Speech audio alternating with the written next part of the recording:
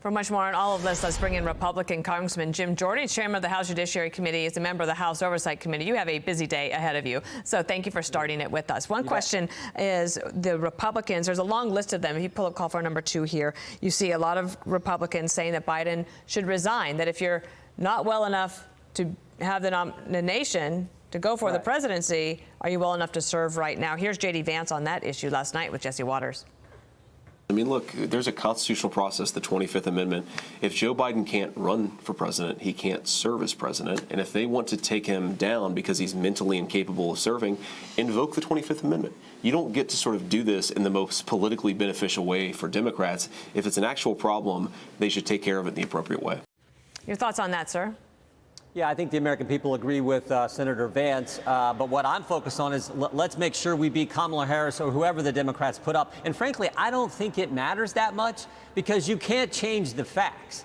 In 3.5 years, we have literally went from a secure border to no border, safe streets to record crime, $2 gas to $4 gas, and we went from stable prices to record inflation. Those facts aren't going to change no matter who the Democrats try to run. So I'm focused on making sure President Trump and J.D. Vance are our next president and vice president. We win the Senate and keep the House. That's what we got to do so we can deliver for the American people. So you also have to deliver clear answers on what went wrong in Butler, Pennsylvania. This is critical now. You know this, sir. The conspiracy theories are running all over the place. Everybody walks around with a computer in their pocket, and they can say whatever they want. You got to get this right. There's a New York Times article this morning that I found very intriguing. Apparently, during Barron's graduation in May, the Trump team asked for magnetometers there, metal detectors, and ultimately the Secret Service relented. But apparently there was some sort of back and forth on this. And then there was another event, Wildwood, New Jersey, that massive crowd. They wanted specially trained dogs, and that request was denied. And then for the Republican convention last week when we were in Milwaukee, I was not aware of this, but the convention officials repeatedly went back and forth with Secret Service trying to move the protest area to a different part of the city because they thought they were too close to the delegates. And what does that remind you of? That reminds you exactly of what happened in Charlottesville, Virginia, because the two parties that opposed each other got too close to one another. So I turn to you, sir. What are the questions that Kim Cheadle must answer in 50 minutes? Yeah. I think you've hit on a number of important things there, Bill. I think there's the before questions, like why were resources denied to President Trump, security enhancement resources that his detail asked for? Why were resources diverted? It's been reported that they were diverted to the NATO when NATO was in town, and then also to the First Lady when she was in Pittsburgh. Why did that happen?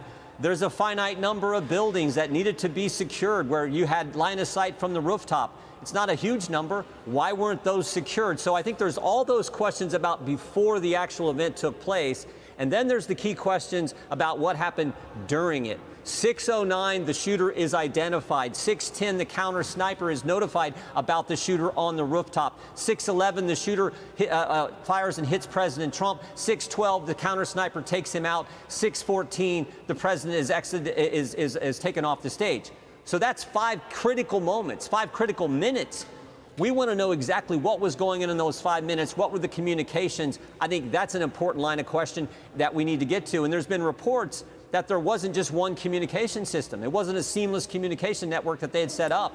If that's the case, why wasn't that done? So I think there's the before questions, which are huge, and then there's what happened during those critical 5 minutes when the shooter's identified, and at 6:09, and when the president leaves the stage at 6:14. We'll be watching. This hearing starts in just less than 50 minutes. Thank you for being here and there. Thank you. And we'll catch up with you later. Thank you. I'm Steve Ducey. I'm Brian Kilmeade. And I'm Ainsley Earhart. And click here to subscribe to the Fox News YouTube page to catch our hottest interviews and most compelling analysis.